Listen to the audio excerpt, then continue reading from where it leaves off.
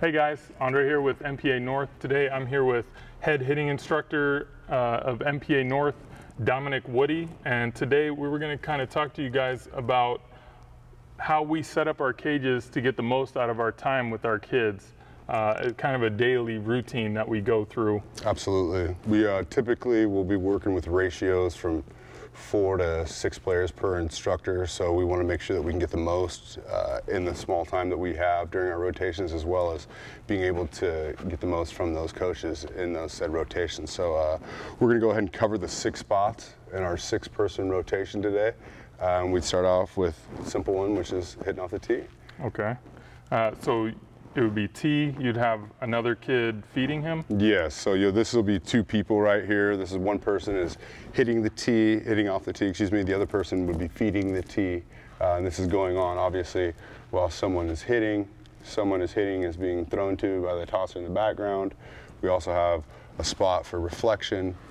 So once the rotations have begun, once you step out of the cage, you reflect, speak with your instructor, and then have an opportunity to jump in the tee rotation. And once you get done off the tee, you would track, jump into toss, hit, and then continue with that 6-person rotation. Nice. So that would allow, whole teams of 24, up to 24 kids could be in 4 cages, so we could get a lot of stuff done that way. Yep. Real quick, let's say it was a 40-minute rotation and we had 6 guys were going to be in this one cage, how would that get broken down? Typically what we would do is try and start out with a couple of rounds of the standard routine, which would be tee and some front toss. Again, that being ideal to kind of loosen up our bodies and get our own tempo and timing going without having to decipher ball strike too much, and just again focusing on us at the very beginning.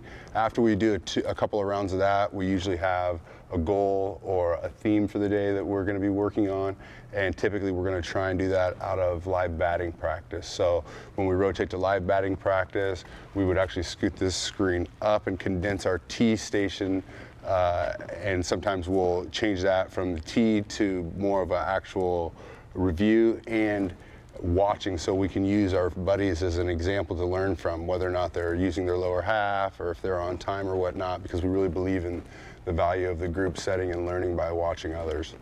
So this guy would hit 7 swings and then rotate to feeding? No, he would actually come out of the cage. Yeah, we have the person who's on deck. Actually, it's not ideal, but we go from on deck to toss and then toss to hit. And the reason for that is because after you get done hitting, and the instructors had an opportunity now to see you trying to implement some of the changes or the things you've been doing off the tee or in here in the previous weeks, now you have an opportunity to review with the instructor right here. And I know in this video we're not really doing a whole lot. We're just giving you a basic breakdown of how we get the most out of these cages. You can do kind of the whole build-up progression, which we talked about earlier. Absolutely. You said tee to front toss to overhand batting practice to live game action. Absolutely. So that's a little something we're doing here at MPA, and we want all baseball players to be doing awesome stuff like that.